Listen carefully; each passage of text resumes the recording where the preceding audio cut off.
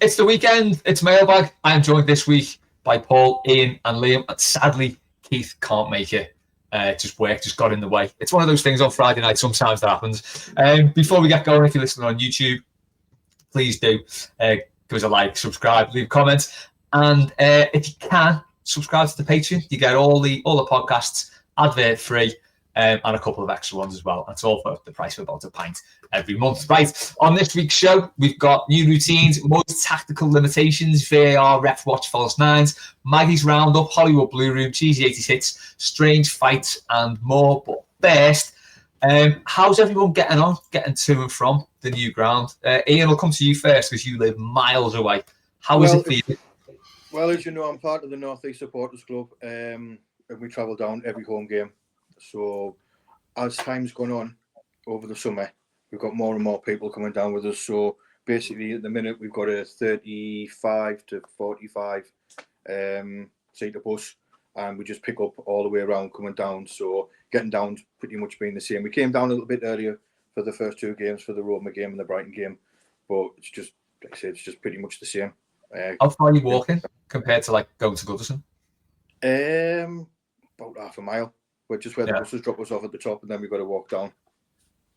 And the bus comes that we go through where is spot on as well, like the nice having the toilet on the bus.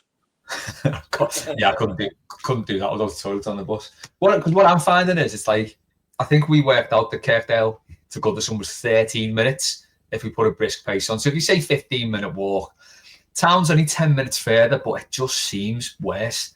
I don't know if it's because it's so congested and everyone's going the same way, or that 10 minutes makes all the difference. But it's doing my head in already. Liam, where are you at? Yeah, it's similar because I'm obviously doing the same thing as you, and it's getting my steps in great. Because on Monday I work from home, didn't have many steps, and I came on Monday night and had 14,000 steps. Like, okay, it's not too bad.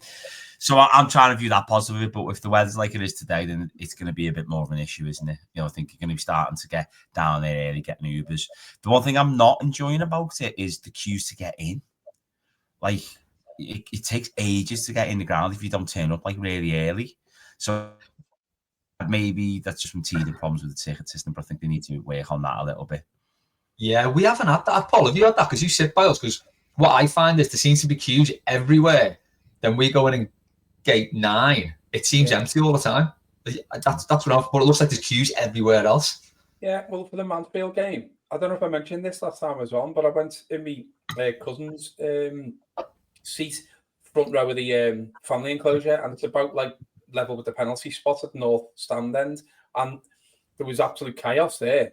And like you were queuing up in 1, and he was saying 1 is 1, but 2 is 1 as well, and they were like, what? So that caused a lot of confusion, and we had to come out and go back. It was like the Fibonacci sequence. It was absolutely ridiculous. But ours has been brilliant every time. Three games now, because I didn't go to Roma, and it's been great. That sounds like a 3-2-1 riddle just to get in the ground. Oh yeah, or riddle at the Sphinx. Like, say I go in the same one as you, Les, and it's been no problem. It's just been beating like the barcode, and it's just straight in. You know what I mean? Yeah. Do you know what I keep doing? This is just because I'm soft. But when I go down at like half time, when I come back up, I come back up to like 2:06. I always turn right and then look up, and I can't see anyone because I should turn left. I just lose my bearings completely. Should have seen me the other day against last game, was it? West Ham. Christ, yeah, that long ago. Against West Ham, I was honestly walking around the front for ages thinking where they were set and started panicking a bit. But, John Travolta in there. Honestly, just me being soft, trying to get my bearings. We need a gif of Les doing this at the ground. That's exactly what it was like. It was so at one point I took my hat off because I thought, if people have seen me walking around in my hat, if I take that off, they might not think it's me. If they see me again, thinking, who's that knobhead walking around there? So I thought I did half of it in disguise. I was that self-conscious about it. Paul, how are you finding the trip to the ground? Well, I've been coming across on the ferry sometimes. Because Monday, we spoke about this, didn't we? Was it the next morning, wasn't it? I might even just jib the night games. Yeah, I was thinking that as well. Because I come straight from work. I've been up since, I don't go to bed on a Sunday night because I just watch the NFL. like last night, I woke up at 1 o'clock in the morning to watch it. So that's like having a night game, and then I got back here at 11, and I've been up since like Sunday morning. It's ridiculous, and I don't take drugs or anything like that. So maybe you should start. Well, maybe that's it. Maybe it would be better, yeah. But yeah, it was just, and I think, to be honest with you, I think the results had a lot to do with it, and the annoying stuff that we're probably going to get onto during the game. I think you can have that adrenaline rush when you win. It doesn't really matter, does it? But I had 2 drinks before the game. We went to Grand Cafe, me and Tom, by the way, and had a meal, like proper Tories, like instead of just having a pie and a pint or something like that. Every now and again. We'll come on to that in a second. Yeah, you do that every now and again. Yeah. Well, on Monday night, I got back in the house at 2:05, and I had to be up for work to get people for work. I get people at 7:15. So I was up at 6:15, so I had like 4 hours sleep. Yeah, it's ridiculous. 4 hours sleep for that. 4 hours sleep for that. I'd taken the Monday off work. I should have took the Tuesday. Oh, yeah, mind you, yeah. You'd have to take 2 days off, wouldn't you? Forget that. Yeah. 2 days for one game, no chance. I've done it that many times though, like having the day like at work after like 4 hours sleep. So I'm pretty used to it now. So just powered on through. I'd be interested to know actually what everyone else thinks about getting to and from the ground. It's like, I think the big thing about Monday night was everyone was leaving at the same time and everyone was going home, really, weren't they? So like on a Saturday, some people will stay, some people will go a different way to town. Everyone was going to station. James Street was chocker, so it was good, Paul. I think no, because the problem is the bottleneck as you're coming out onto the Dock Road, and they can't do anything about that because it's listed, isn't it? Exactly. So you can't change it, so that's always going to be a problem. I'm just thinking whether they should, and I know people won't like this, but maybe start letting, like away fans, letting different stands out at different times to maybe stop the congestion, and then when you get onto the Dock Road, it won't be as shocking. Can you imagine? We're getting bastard and like you're staying in, you're staying here. People like, I'm not. Let me out now. And the amount of times I've come out and I can't see those bollards and I've hit me bollocks on them, honestly, I'm fed up with it now. Good job on any more kids. You shouldn't carry your balls around in a wheelbarrow, though, mate. That's the problem, isn't it? Andy Dog.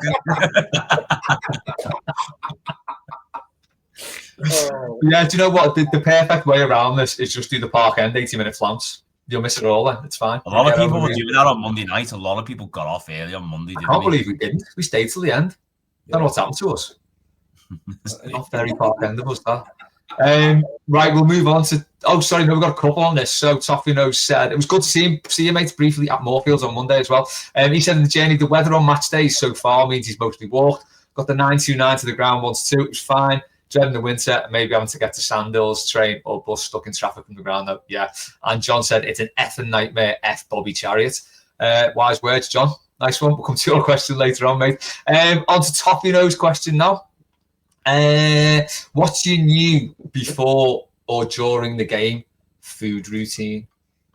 So shameless plug for the Wind Factory here, but we were doing the pie and the pint thing at the Wind Factory because you got home baked pies and you get a pint and it's a tenner, which seems reasonable. It's fine, really nice, but they didn't have that on Monday night, so we missed out on that. So I ended up getting 2 pies on the ground and a McDonald's on my way home.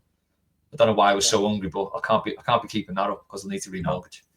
Liam, what's yours? Again, I haven't really found it. I've done different ones. I've done Castro's once, which was an excellent choice because that's a shout. But I've got like the chicken and the burger in the ground for different reasons. They're okay, but they're expensive for what they are. Other than Monday, I did an American pizza slice and saved myself for a toffee donut. I've had 2 now. I would not recommend eating them unless it's between November and February because that blue stuff melts to the icing, and not only is it expensive, it's like you bite into a pyro. I had to eat it across 3 chickens because it was so good, and every time the hands were bright blue. And it was like, I didn't get it on my face this time, thankfully, but I had like an old shirt and a white t-shirt underneath, and the white t-shirt did look a little bit like when we played, like when we played Palace to stay up and saw that kid like the long hair. Yeah. That's what you look like if you eat one of the toffee donuts.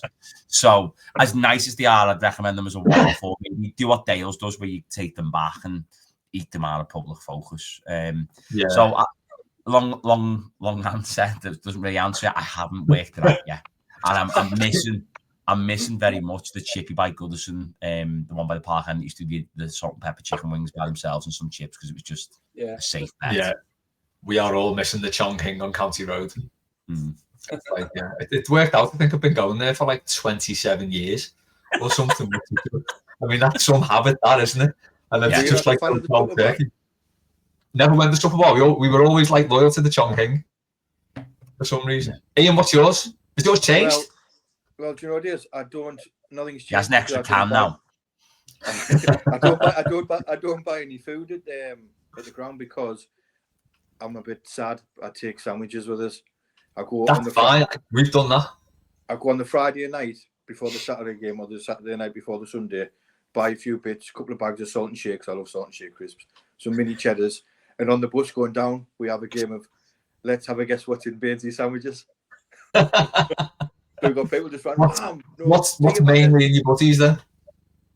I'm a ham man. I do like my ham. Just ham? Any mustard, cheese, anything? Ham and cheese, yeah. I didn't bring anything like tuna or anything like that because it'll just set them away on the bus. Like, what's you're not a coach, mate. I did it once, mind. I did it once coming down. I was trying to be healthy a few years ago, and I had some pasta, tuna pasta in a polished Tupperware, and it was just stinking. You're bringing that no more. That's fucking horrible. Yeah, no tuna, no egg butties. No cheese and onion butties as well because they surprisingly get they get a bit pungent. Yeah, especially red onion. Yeah. That's a shout though. Taking butties as well. We used to do that with the kids. We used to stop at Killington Lake on the way down, and people like getting McDonald's and stuff like that. I just couldn't think of any worse than a McDonald's just sitting on you while you're on the bus, sort of thing. And I'm not a big fan of McDonald's anyway. So cheeseburger just not digesting for like 3 weeks. Oh, that's kind of triple cheeseburgers about it though. Not gonna lie. They got rid of them, have they? They only do doubles now, yeah. Doubles. I was outraged. Stop the world. Do you reckon they'd serve you 2 doubles, or is it like if you try and buy paracetamol, 2 boxes of paracetamol in the supermarket, they're like, no, you can't have that? I'm going to say a friend tried this when he was drunk out with his work colleague the other night. A friend that I used to have. He went to McDonald's and he tried to add an extra patty, and it was unsuccessful. That was all he told me anyway. This friend a reliable source. I trust him. I like him. Fair enough. Yeah, he sounds a tandem fella. I'm not going to lie. Paul. Well, the first thing I was going to say is next time you have one of those donuts, Liam, let me know and I'll pick it up and carry it around like a pyro. You can be the donut pyro man. Throw me on the pitch at someone. yeah. We'll give you to Richarlison when we play. Especially wait till the derby and like when Andy Robertson comes over for a corner, just lash me on the pitch. I forgot what the question was. Apart from posh meals with Tom, have you got like a before or during the game food thing going on? No, it took me my cousin for his birthday for the Villa game. He really thanked me for that. And then half time we had a pint and something, I think a pie. Tom usually just goes down and gets me a pie. You know what I'm like with them stairs? I got no chance. I need like a. I'm surprised how high up you sit, to be honest. What's that? I'm surprised how high up you sit, given your fear. I just have to ignore it. And then when we score, Tom is like still what he was like in the lower Bullens, just like sort of elbows me and digs me everywhere, and I'm like I'm on a boat or something going through like the Bay of Biscay. It's absolutely terrifying. So I don't mind the 0-0s, I'll be honest. if anyone's walking behind Paul, by the way, in the ground, just give him a little shove on your way past. He loves that. Yeah, that one on the smaller back.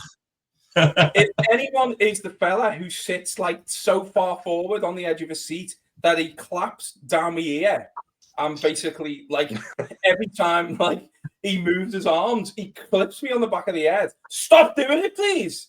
I haven't said a word. I haven't turned round. But... Well, while we're on that, Ian, have you had any more grief or? No, it was fine. We spoke to the guys on. We spoke to them on Monday night, and they were fine. Good stuff. And at one stage, they got up and they stood up as well behind us. So like Jesus Christ! So I think it's all sorted. Imagine the scenes if you did the same round. Said, sit down, mate. I sit down, mate. Pushed them. Sit down. Right, we move on to some red hot soccer chat now on the back of that.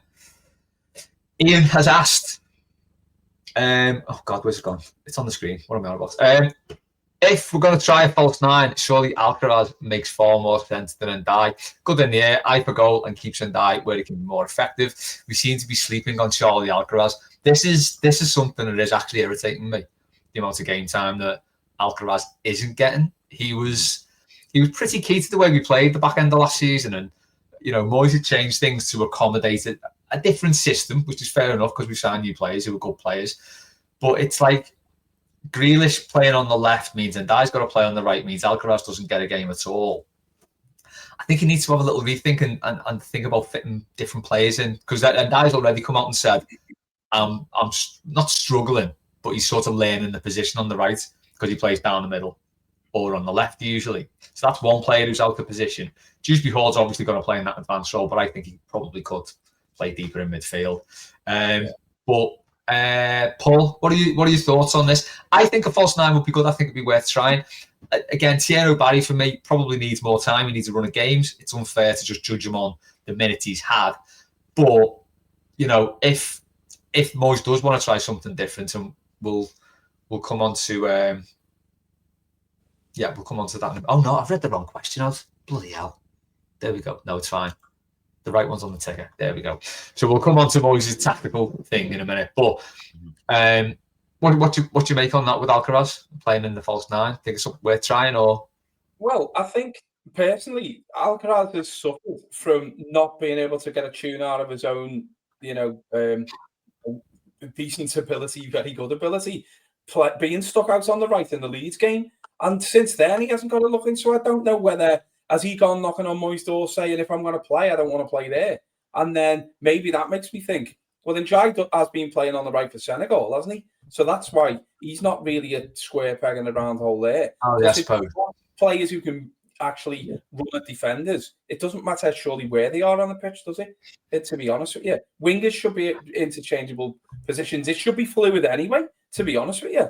Good players should be able to play right across the front three. And that, if you're playing, one, it's a pivot striker, as you say, a false nine. But I think Barry done more in the first 30 seconds of coming on Monday than Beto did. I don't even think Beto knew what he was doing. And it really annoys me, having already now seen that tactical question, I don't want to push right into that. But the fact that Beto wasn't playing well at all and wasn't moving at all, was happy to be marked, almost drawing like a 20-yard circle and then moving around in that or following his marker, not moving into channels. Barry, when he came on, the first thing, he did was go into the inside right channel, held the ball up and laid it off. And I don't understand how a player as big as Beto is, stature-wise, how can he not be bullying centre-half like he has against Liverpool in the past? It's not like he can't do it. He did do it against Canate and Van Dijk in 2 derbies. Yeah, all right, not for 90 minutes. But he was showing them, I'm not here to be bullied by you, even if it's 2 against 1. But I think it's as much with you playing a false nine, for example, and if Alcaraz can be that player, then it's absolutely vital that you get players close to any player who's going to be playing and holding the ball up. Otherwise, it's pointless. You could have a Crouch and a Ibrahimovic, a blah, blah, blah. Anyone who could, Ferguson, any of those players who can hold the ball up. And it's like when Calvert-Lewin was able to do that. But when he was winning flick-ons, what's the point in flicking the ball on if there's no runners around? Well, he was chasing it down, wasn't he? Well, yeah. That's the thing. Now, I think that it seems as if it's been worked out already. Yeah. And it's easy to plan for the opposition. They can soak a lot up. And if we're going to be profligate in front of goal, all they have to do is ride the storm for however long it's going to take. The likes of City, the other lot, Arsenal, even I'm not even looking forward to playing United because they're one of the sides that everyone else will have a go at. And if we're too staccato, there's no point. If we seem to be better playing on the counter, and we did that. You go back to the Villa game, League Cup. That's how we pressed 10 yards higher up the pitch and played on the counter. And that's how we won the game. Now, I know that was under a different manager, but largely a lot of the same mentality still there from, you basically got the same defence, for example. If you look at it, how Alcaraz would fit into that by keeping the ball on the deck. He don't have to play the ball to his chest or flick on to stuff. But if you are playing the ball high, then those Grealish is never going to beat his striker. He's going to play from deep to run at players, and he doesn't really run, does he? He's not an enjoyer. He's totally different. He carries the ball, and he's like trying to lull the defender into a mistake. Yeah, he draws the challenge, doesn't he, and then skips past. Oh, gets fouled, but the ref doesn't give it, and then we go up the other end. But there's my long-winded answer, and it might all be nonsense, but that's just how I see. No, it's good. Liam, what do you reckon? Big conversation, isn't it? Yeah. What do you reckon, Liam? I mean, like Paul said, even if we did stick someone as a false nine, if there's no one round them, there's no point, is there? But what's your thoughts on it? Of the two, I'd put Ndai up there because he's played up top. And I'm going to use a very specific example, but West Ham at home last season, when Alcaraz goes through to death and fires a one-on-one at their goalkeeper, I think Ndai's a better finisher. So I think he'd be a better fit to be kind of ahead of the players. And also, Alcaraz is probably a bit more creative than Ndai, because although Ndai is like incredibly skillful and he'll take several players on, he doesn't actually get a lot of assists. He's not a through ball player as such, is he? I think in certain games, when you're trying to chase it, I'd be bringing Alcaraz on. I wouldn't necessarily start him, but I'd bring him on for either Dewsbury Hall or pushing. I don't know if you can full take him out, pushing him back. But then the problem is, Dewsbury Hall is a really good player, and we're still seeing quite a lot from him. And James Garner has really impressed me this season. It has surprised me. He was excellent again Monday night. And although I don't think yeah, please don't say that. Come on, I know you're trying to go. Come on, I've had a long week. What I will say is, I thought Gay wasn't great on Monday night, but for some reason, when he's not in the team, we just seem to like totally implode. So I think Moyes.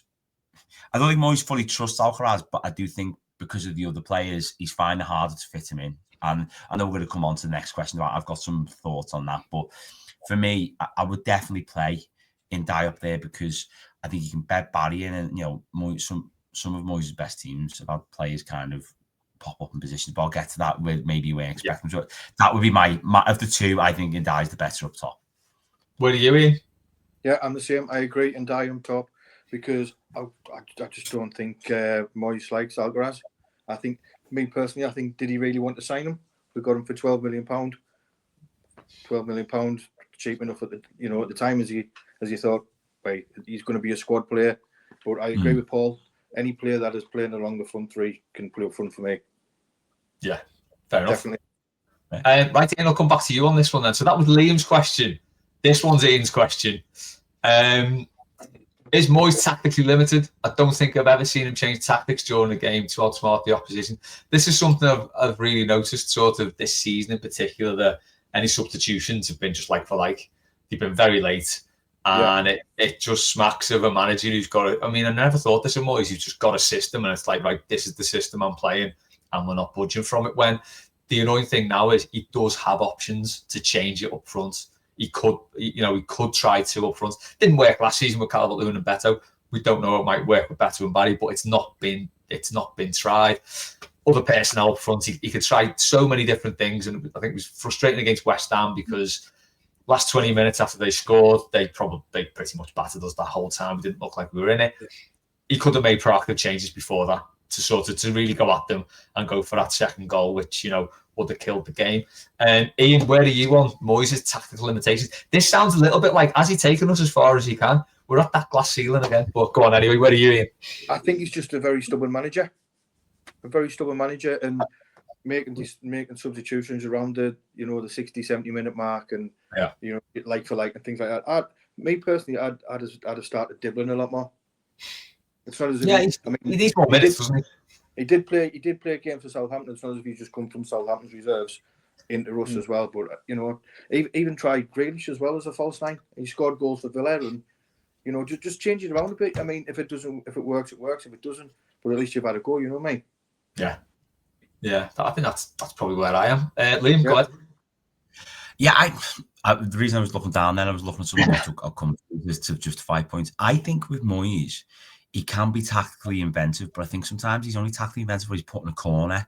Look at 04-05 when he had to play KO or and basically change to a 4-5-1, or even a few years later, 08-09, when he puts Kay and Fellaini up front. When I feel like sometimes when he's got a bigger squad, he actually struggles. He dithers because he doesn't know what to choose. Whereas when he's like, this is what you're going to have to do, he can be inventive. But I do agree in game, the like for like has been really frustrating me. But the reason I was looking up was I couldn't remember the specific subs. I just remember the general feel about it. Very specific, even for me. 2009, we played Stoke home. We drew 1-1. Osman scored. But he went for it in the end, and he made a double sub around the 75, 76-minute mark. And he took off Bill Etnoff and Osman for Yakubu and Joe. So he had 3 strikers on the pitch. He had Zaha, Joe, and Yakubu. But his midfielders were Cahill and Fellaini. So it's like he had no creativity to feed Rodwell. So we had no creativity to feed those players. So I think sometimes he doesn't necessarily trust himself to deviate from the plan. I don't think he's as stubborn as Dyche in that respect. I do think Dyche. We won't, Joe. It's not even worth it, is it? Let's be honest. But Dyche would not do that one bit. I do think he doesn't change enough in game, but. Actually, one of the good things that might come off the Dewsbury Hall suspension is he is going to have to shuffle his pack a little bit. Yeah, and is that he puts in Dye? Is that he plays in Dye off Barry or Beto? Or is it that he puts in Dye in and plays Alcaraz off him? And I do agree we need to see more of Diblin. And I understand trying to bet players in, but I also don't understand what a player can do in 10 minutes. You need to give a player 20, 30 minutes to come on and impact the game. Because I think I spoke about it on post-match in the week. As soon as Diblin came on, he kind of opened the game up a little bit more for us. Grealish got a bit more involved. And he showed he was trustworthy. We had that brilliant bit down the corner where he bought a free kick. And your player of his experience, you might think he might be tempted to try a bit on it. He read the game well. So I think he needs to make his subs earlier as well, be another massive observation for me. But I know that's probably been on every episode of Blue Monday for the past few weeks. I think so, yeah. I think you put it perfectly in the derby, mate, when you said he's been more old Moyes than old man Moyes. Definitely love that. Hasn't he? Paul, where are you on this? Moyes is so frustrating. We said this, didn't we, before the season kicked? Before Diblin came in. He will not play new players unless they played in the Prem before, where he can see them. And he just will not trust anyone to surprise him or to surprise the fans or the opposition. So yes, Dewsbury Hall, because he was at Chelsea. All right, he didn't play that many Premier League games, but he's played for Leicester, Grealish. So they were easy things for him to do. But Diblin, yes, he's played for a side that's gone down, he's young. So there's his excuse. Barry come from a different league. But for me, what's Beto doing to stop Barry starting other than Moyes going, you're still on this side of the whiteboard and I'm not moving you across until January. He does it all the time. He does it with he did it for the 11, 12 years he was at the club previously. He's got to give Barry a full 90 for me. Has to give him a full 90. Yeah, I agree. What's Beto doing to keep anyone out? I would be playing, and I know this is half a joke, but I'd genuinely be playing Michael Keane before Beto because I know what Keane can do when he's moved forward, and he's, you know what I mean. And he's been at the club longer, and he provide more of a foil. He wins the ball, he holds it up. Beto doesn't do that. It's like he's 5-4. He's regressed a lot this season, Beto. I think last season he was effective, and it's you can see what he did. To be fair, we're not playing the ball to him like he needs it, but as a striker, you've got to adapt your game. You can't just have one way of playing. As he gets older, he can't just keep doing the same thing. You've got to adapt your game. So if the ball's not coming to you, that's on Moyes as well, Les, isn't it? Because he's the manager. He tells the players how they should be playing. So if he's seeing Beto doing this over and over again and it's not to his strengths, why isn't he telling the team to change it? It's up to him to do that. The players can do what they can on the pitch. Oh, and I can't stop them doing what they do once he crossed the white line. Cliche. No, you're the manager who's right there. Plus, you're doing this work for the majority of the season, and you're slightly, adapting it to the opposition. But Moyes doesn't do things for the opposition, I don't believe. He always believes anyway, and I've always said this from day one, that first 11 he picks, if he has to make a sub, it's like he takes it personally. I've always thought that. It's like that's the team I've picked, right? And I don't want the fans telling me because they don't know anything. And I don't think it's stubbornness. I think it's arrogance. And so it's like a failure. Well, no, what I mean is though he sees that as it'll be seen as a failure if he has to make a sub to a team he's picked to win a game. I don't think he thinks in a negative way. No, I think it's more. This is my decision, and we will live or die by it. You're paying me to make these decisions, and I'm experienced enough to make them. So yes, I will take responsibility. However, if it's not working, he is going to do. As Liam said, the only reason he's going to change anything is because it's an enforced change because of Dewsbury Hall. So I think personally, he may drop. I think he may bring Grealish more central and put Njai out wide, or I think he should, and play Dibbling on the right, and then you could play Alcaraz then. Having Grealish in number 10. Well, I just think that Grealish being out wide slows the game down a lot more, and it's easy to double up on a winger because you can have if you're playing a 2 in midfield, you can have your right side of the defensive midfielder helping the right back. It's not the right centre back's not always going to help, or you'll have the right winger depending who is going to. This would work much better against United because the way that they will double up, they won't be able to push forward. They have their inside sort of right, and then they have their right side of centre back. Where does he go? Now that you should always play 2 up front against a back 3, 100%. If you're occupying 2 of them or bringing someone else back, where does Fernandes go, for example? Yeah. He's been playing a lot deeper this season. And touching exactly on what Liam said, James Garner's been Everton's best player this season for me. Because not only has he now started grabbing hold of the game in midfield, I think he was brilliant at left back. And I would start him over Mikalenko, but he can't this week because of Dewsbury Hall being out. I think he has to play in that mid, and I don't think we can play with a middle 2 either. I think we're too weak because it's easier for an opposition to soak up Grealish being a bit more slower going forward there. But Njai looked absolutely knackered towards the end of the game, didn't he? And I think he should have come off about 15 minutes earlier than that. I don't think we fit to start with. I don't think it was fit. I'm sure I heard he'd taken a knock. Yeah, it certainly looked like that. But I think the other thing as well is that, all right. Everton fans are never expecting, the players to be prime Barcelona. That's not what we're after. We want you to play to the best of the ceiling of your ability. We're not asking you to push as far ahead as you can. Look at the last 4 years. We're not expecting world beaters. We've got better players now, and but we need a better mentality. And I think I'm not blaming Moyes at all. I'm not whatever, but I just want to say I think a more expansive manager would do better with this squad. So I've written this season off, not in a negative way, but the expectation, because I don't want to put the pressure on the players where people are expecting, you can push up to 8th. You can't.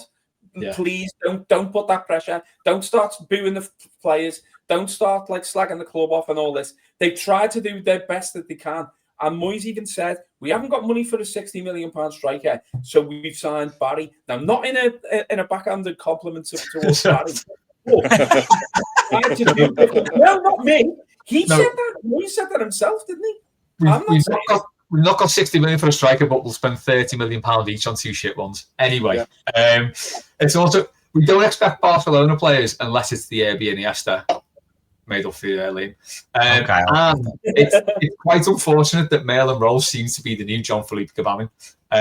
But he's actually the new Sean Davis. You're right. Why be buying these? Don't buy midfielders in Bundesliga. Don't do it. Stop it. He started selling his training kit. Right, I think that's the end of the Red Hot Soccer Chat. Ian, your question next. Do you want to go for it? Hi guys, hope you are all well. We're all good. Cheers, my man. It's coming across now. So here we go. There you go. So Ian EFC, there you go. With so many shocking decisions in the Premier League so far this season, by officials in VAR. Slow. Is it time to put an ex-pro in at Stockley Park? It's like you've never seen that question before, Ian. It was like Anchorman. It was about 11 last night. I'm Ian Rowlands. Hey, no S. There's no S. Ian Rowlands, no S. No S like Mary Hopkins and the Book of Revelation. There you go. What's your thoughts? Paul, go ahead. Ex-pros in Stockley Park. It's not going to happen, is it? I'm not saying I don't agree with it, but I always try and be as realistic as possible. And I don't think they're going to... Me and Tom were talking about this walking out to the game, and I think it's as if they are still adamant that they don't want VAR, because now they're taking, they're still taking ages with decisions, and you don't see any of this in the Champions League. Why? Because it's a UEFA directive. It's not a Premier League one. They've been forced to take VAR on, and they didn't want it from the beginning. And that's becoming very, very clear. But I don't think VAR isn't the problem, as I say. It's the people operating it, and there's no coincidence that in 2018 in Russia there were no English officials. I think they've been as bad since then, and I don't think they've got any better. In fact, they're getting much worse. And I don't understand how. All of this, we've had like 5, 6, 7 years ago, the games got quicker, blah, blah, blah, blah, blah. No, you're still making the same decisions. And you're still watching the game hasn't really changed at all. What have you changed? The 8 seconds rule, which one corner's being given from in the whole, how many games have we had now? 60 games, is it? And nothing, the one corner's being given for the ball being held. So that was their big... Fuck me. And it wasn't against Everton. Jesus, that's surprising. But I think the thing now as well is like too many of the bigger clubs, so-called bigger clubs, by the way. I think they've got too much to say behind the scenes. You're not telling me that there are conversations that aren't going on, because say that was Salah the other night, right? With Grealish. He's had 22 fouls against him, and I worked it out the other day. I think I put in the group, didn't I? 26 every 26 minutes, Grealish gets fouled, because I've worked. That's allowing for the 30 minutes that he played or so against Leeds. Now he's had 5 more fouls given against him than the next one. I can't remember who it was, but they're only the ones they were given. Yeah. He's over 30 fouls against them. It doesn't, because it's not you've been fouled. It's not black and white. These decisions are now becoming far more subjective. Yes, it should be in the referee's opinion, and they don't want it automated. They don't want to be referee. But if you can't do it, maybe we do need, like like VAR to be more involved, because if you're constantly coming out and Howard Webb having to apologise, look at the 2 yellow cards for Dewsbury Hall that shouldn't have been given, right? And you've apologised, haven't you? No, you yeah. You come out and said, "Yeah, sorry, that was wrong." Well, cheers, nice one. Yeah, players and managers that now have to come out, right? And I cannot speak, or I will be, fine, Marino, basically. But I think you have to push the envelope now, and you have to hold them to task, because managers get sacked, players get sold or dropped, right? Referees get demoted once or twice. A week in the Championship. Yeah, but honestly, the EFL, all those bad decisions are being made there, and they don't have VAR, so they're not getting corrected. I've got mates who are Bolton, Middlesbrough, Tranmere, Swansea, Sheffield United, blah, blah, blah, probably fans of most of the clubs there. And they say, careful what you wish for with VAR, because at least they can look at it, whether they're getting it right or wrong. We've just got, Gary Wackett from Mike Bassett going around 240 people in the neck, and the ref going, yeah, play on. You're like, what? So I don't think the standards at any level are any good, but it's only in England. Yeah. But I think my issue with this is the ex-pros that we get, because we get Danny Murphy and Shankly's hologram, wouldn't we? Mm-hmm. Yeah, well, I mean, I did want to clarify that on the ex-pro, just in the spirit of Dave Down, because he can't be here. You do meet former footballers, don't you? Not people who've turned their life around after, having a difficult profession beforehand. That's what we do. Not footballers, not people, Yeah. Do you know what I think on VAR? One of the things that gets lost in it is look at what it's the acronym of. It's video virtual assistant referee. They don't assist. They completely re-referee it. And we were told when it was coming, it won't be used to relitigate, for want of a better term, what's going on. And the reality is, it is. I mean, that Josh King one for Fulham against Chelsea is one of the most mind-blowing things I've ever seen. And then it's even the semantics from Dermot Gallagher or this thing with Michael Owen and whatever it is. It's this lack of, and I think it's a society. People don't take accountability or admit they make mistakes anymore. David Moyes, suppose, is a perfect example of that. They just need to realise they need to adhere to the high bar of intervention, and also adhere to the referee's decisions where possible, which is what they were told to. And weirdly, they do it when it's something against certain clubs. It's mad, that, isn't it? How they go, it's too far. But if it gets Everton, and it's the inconsistency. Last weekend we saw Matty Cash and Gabriel both handballing. Now, I don't think either of them were pens one bit, but they were just the same as the Tarkowski and Dewsbury Hall ones we've had given pens against us this season. That inconsistency is a real issue as well. Yeah. It is. It's like they're making it up on the fly, isn't it? It's sort of like there's no sort of set rule. Basically, I think with the point with handball, whereby if it hits your arm in the area, tough luck, it's handball. Just don't do the Michael Keane point, Harry. Just don't do the Michael Keane where you go, it only look at it with there. See the ball mark there? What are your thoughts on this before we move on? I just think there's just too many easy decisions which aren't looked at properly. I mean, look at last week. Josh King, you were saying there, when Martinez brings him down, it's a blatant penalty for me. Yeah, that was a pen, And then he gets a yellow card. So what I've noticed in the last few months is, since the season started, they're starting to boot people now for diving, where last season they wouldn't. But I do think it should be looked at. I really do. I think the one thing that's blown my mind, and I've seen it so many times since Monday, was that handball West Ham where he just bounces it down. Dublin, Was it? No, I don't think so. But it's just like, how was that not? I mean, fair play if the referee didn't see it, he didn't see it. But VAR has got to check that. That is the point of VAR, though, isn't it? That is the point of it. Yeah, that's it. But like you say, Liam, it's just become like video refereeing. So you just take the assisted out, basically. It's Which the linesman as well. How many they wait to put the flag up? They just stop bothering with anything. They just go VAR. People are just taking foul throws all over the shop at the moment, and no one's even noticing because they don't pay attention. It's like Sunday League. The ref must just go to them, just give us throw-ins, lads. Just do that. That's it. I'd love to be a linesman. That's what it's become. Just another one on referees, quickly from Rob. Who should replace Michael Owen on the next bumper edition of Ref Show? He's going for Roy Keane. Any thoughts on this? I tried to avoid Ref Show myself. I watched a bit of it on. Oh, sorry, Paul. Go on, no, go on. I watched James Corden. James Corden. Let's make it even more annoying. Yeah. Fair. Ian? I watched a bit of it on Monday morning, that ref watch with Dermot Gallagher, and it was just terrible. Like, I can't remember the name of the lad who was on with him, but he just disagreed with Gallagher. Disagreed with everything this lad said. Jay Bothroyd? Maybe he does it a lot, doesn't he? Might have been him, and he was like obviously standing up for the player, and like Dermot Gallagher was like deadpan. No, I was like, God, I think I watched 10 minutes and turned it off. It would have to be some sort of comedian, wouldn't it? Harry Hill. Somebody taking it seriously. Hi, Harry Hill. Harry Hill. That'd be quite good. Actually, I might watch it if Harry Hill was on it, to be honest. The president of Burundi. Yeah.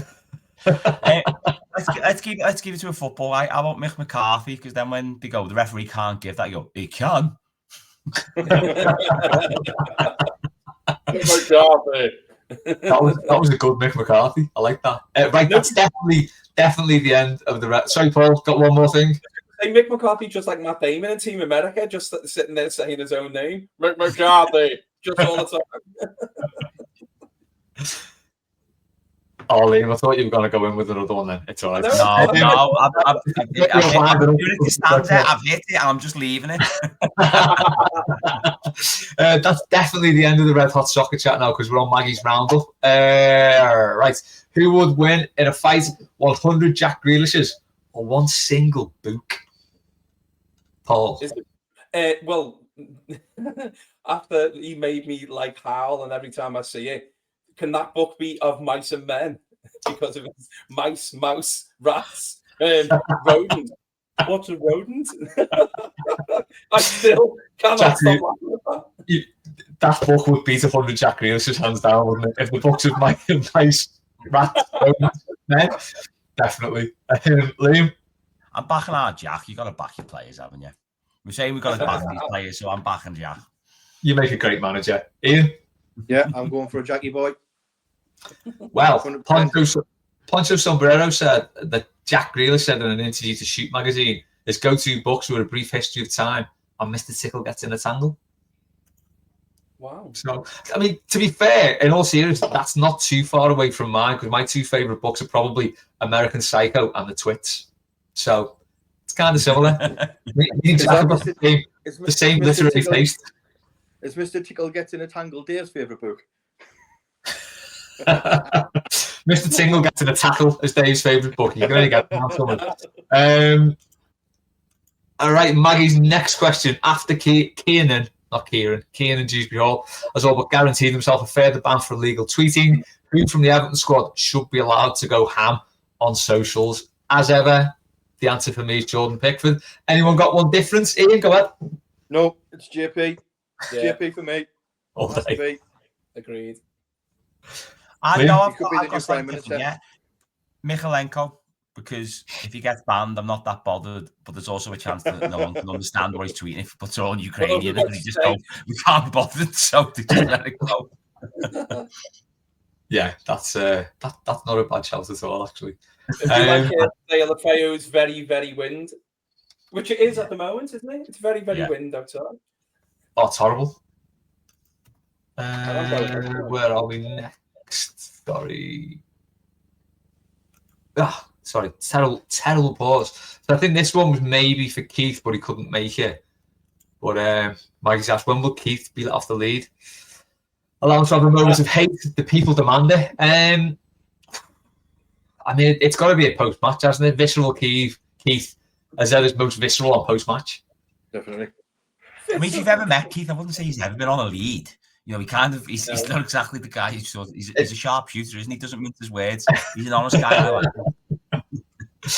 He is a sharp shooter. That's a fair point. Liam, how many pints deep were you after doing the post-match after the derby? I wasn't that bad. I was bad afterwards, and me and Dargan stayed. It's like the next Wednesday or something. Yeah. I couldn't believe the pictures we were getting at like 10 o'clock at night of you two out. It's like, oh my God. I've been about 4 hours. You're just jealous, man. You're jealous of our romance. The next day was tough. Yeah. Oh, I can imagine. Yeah. Just on the last one about socials, one player who wouldn't let near them is Alex Iwobi, purely for the way he caps up every single letter when he tweets. That's weird and dead annoying.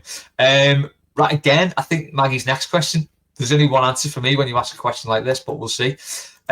Which member of the Blue Room is most likely to meet another member of the Blue Room? Who is the member of the Blue Room most likely to be eaten? For me, like yeah, you try and say that after 2 cans. Yeah, I think for me, it's just Dave and Dave. But Paul? Have you ever seen a man eat his own head? That's again too many Team American references in this podcast. Surely, am I not the angriest person on this? Surely. Angry enough to eat someone? I wouldn't eat someone though, because I like my teeth. Fair enough.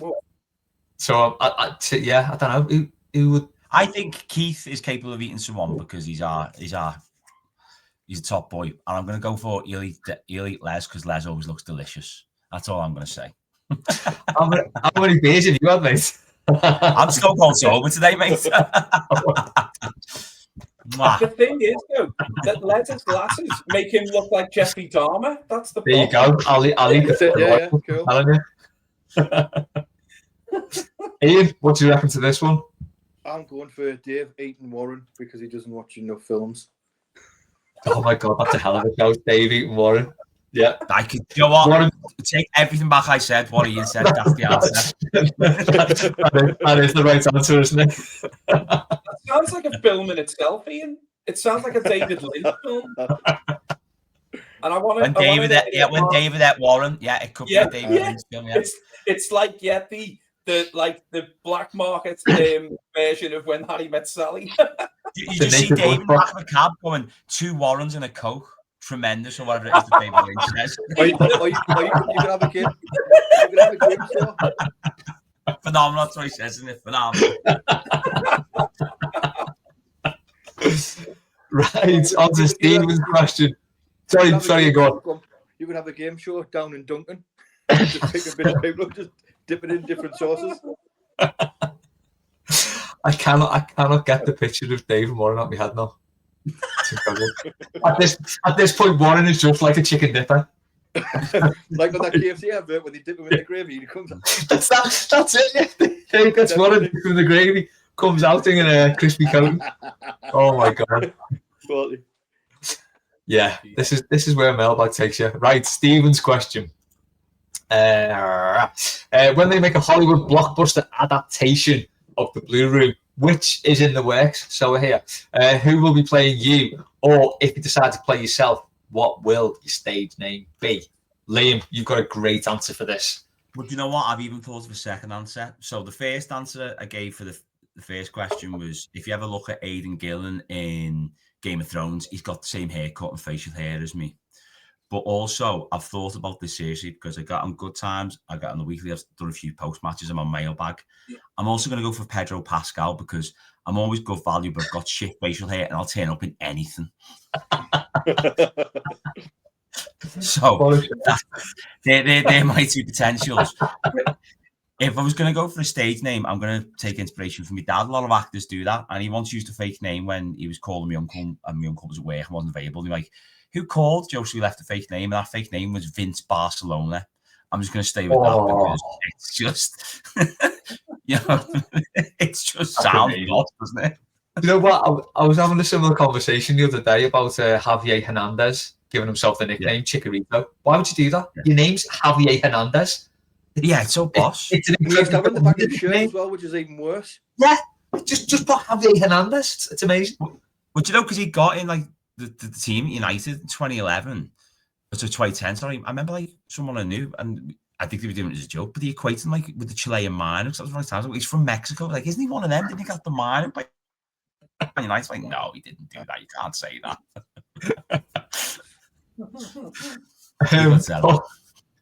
People are the worst, honestly. People are. There's been quite a few good Seinfeld references on this show, I like it. Paul? Stanley Tucci.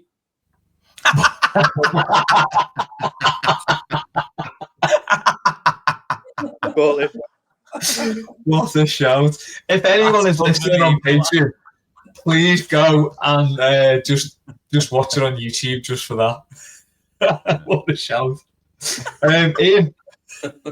Well, I've got a if me film star name, I would call myself Iano Rolansky. Oh, nice. And will you be allowed to film in the States? Yeah. Probably not. And a random one to play me, I would think I'm going to go for Rob Lowe. Rob Lowe? Yes. I like Rob Lowe. I can see that, Yeah. Yeah. It's either Rob Lowe or Will from The In-Betweeners. One of them. I'll go for Rob Lowe. So for me, like years ago, I had 2 people say I look like Hugh Grant, which I don't. But at the same time, someone also said I look like Robbie Fowler, and someone else said I look like Phil Neville. So fuck knows what's going on there. So yeah, I'll take Hugh Grant all day, yeah. But I'd have to play myself, and I think my name would be Lesmond Lesford. Quality. I think. Yeah. I'd wear a cravat. Why not Robert Leslie? That works too. Yeah. Just Lesmond Lesford. Yeah. Wrong. Robert Train, classical actor, definitely. Right, back to question from John coming up now. Which cheesy 80s hits do you like? His two are Waiting for a Star to Fall by Boy Meets Girl and Teardrops by Womack and Womack. Two absolute certified bangers. Paul? Ashford and Simpson, Solid as a Rock. When you were a kid, did you sing Solid as Me Cock? Yes, No, 100%. Yeah. 100%. Yeah, I'm glad someone agreed with me there. Honestly, 100%. Still do. Yeah. It still pops into your head, but you probably can't say it these days because You you're not probably like. have a little giggle when you hear it as well, don't you? Grow up. We've just ruined Ashford and Simpson for you there, haven't we? Yeah. Any more, Paul? I've got a list. Sailor V, Robbie Neville. I wouldn't say that's cheesy though. I think that's quite class. It's a belter song, that. 1986. I was thinking about that. One of mine. I was thinking about You Can Call Me Out, but that's just quality. It's not cheese, is it? It's just like It's just Paul fantastic. Simon. Paul Simon's never done anything cheese, has he? He's class. Yeah. Liam? Do you know what? Paul, I go through phases of like listening to songs and like go through phase. And one for the last 6 months, so I've been listening to loads. Addicted to Love by Robert Palmer. His voice is so good. His voice, because obviously because of the video and that, people think but his voice is absolutely incredible. That album's actually decent, Riptide. Yeah. That's it. That reminds me of the '86 World Cup. That song, that and New Shoes. I Can't Wait. Those two songs remind me of the '86 World Cup. Great time to be alive and not be too aware of Everton losing the double. And then thanks for that. I'm 6 months later, so thank you very much for that. Great time to be alive. There's no Liam. Yeah.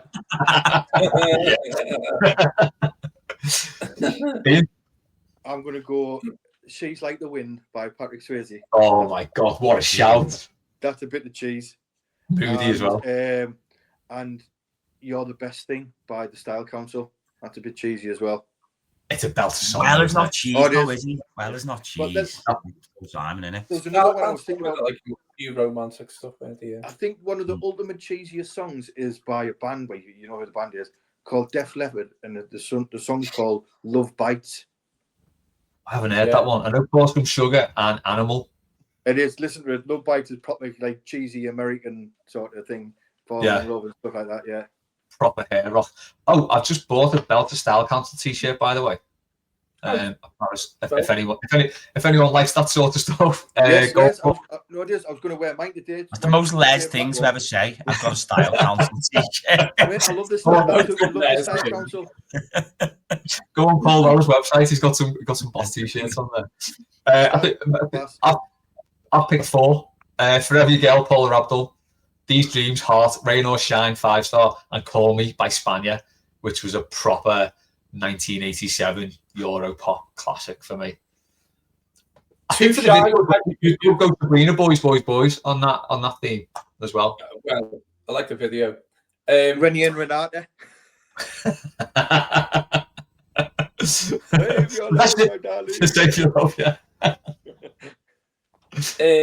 Yeah, did you hear my one I shouted out? Sorry, Too Shy, Kajagoogoo.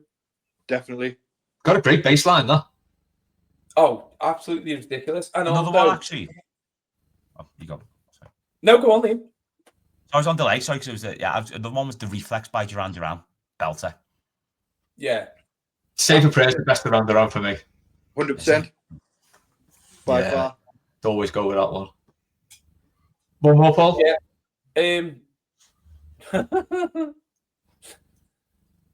Glory of Love by Peter Cetera. Oh, what a shout. That is a tremendous shout. Off the Karate Kid, that one. John Farnham. Yeah. You're the voice. The voice. Class. We should do a whole podcast on cheesy 80s songs. Definitely. Yeah. And do you know what the best thing is? It's Friday night, so we can all just lash Spotify on, go in the kitchen. Definitely, have a little dance, shall we? Right, last one from the Denby. Not quite sure how to answer this one, but any of you be lining up to fight Bonk? If people don't know the context of this, he's going to be fighting. I can't believe I'm saying this. He's going to be fighting at some club in town, like one of those sort of blue collar boxing things, is it? White collar boxing, whatever. White collar boxing, I don't know. One of those sort of things where people who can't box get in the boxing ring. His collar's going to be very red, isn't it? Been felt an awful lot, that collar, hasn't it? I think He's fighting Hezbollah, isn't he? Wow.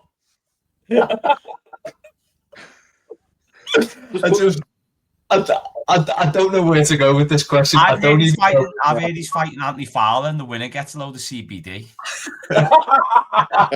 Well, I'll tell you what. If it's a sunny day, put your money on Bonk because Anthony Fowler will be blind as fuck. Just put them in a couple of big sumo suits and let them fight like that. That'd be much better. That's the one. Didn't he do that at half time at Goodison once? Yeah. Yeah, I Didn't can't remember when. half time? Yeah, didn't it? Yeah. No, it was just Unsworth and Richard Dunn warming up. Have you ever seen a pair of shorts like David Unsworth's? You could sell from those fuckers. What is he fit to 40 year of them shorts, wouldn't they? Will anyone just to finish, just a simple yes or no? Will anyone be fighting Bonk, Paul? No, it wouldn't be fair. I'm ugly enough. No, I'm a lover, not a fighter. Good answer, Liam. I'm going to say no, because I'm actually going to send Dargan as if he's Larry David, when Michael J. Fox kicks off in Curb. And I'm going to play Leo. He's like, you got to go up there and sort that out, Larry. So I'm going to send Paul in. You wouldn't happen to be doing this on purpose, would you? Michael J. It'll be Michael J. fucked up when I go up there. That line. He's supposed to be Michael J. fucked up. Quality. I get Leo to fight all my battles, mate. we will finish this week's mailbag on a Larry David reference after a few Seinfeld references. It's all good. That's been it for this week's mailbag. Thanks to Paul, thanks to Liam, thanks as ever to everyone who sent questions in. You're all maniacs. That's been mailbag. We'll catch you next time. Up the top.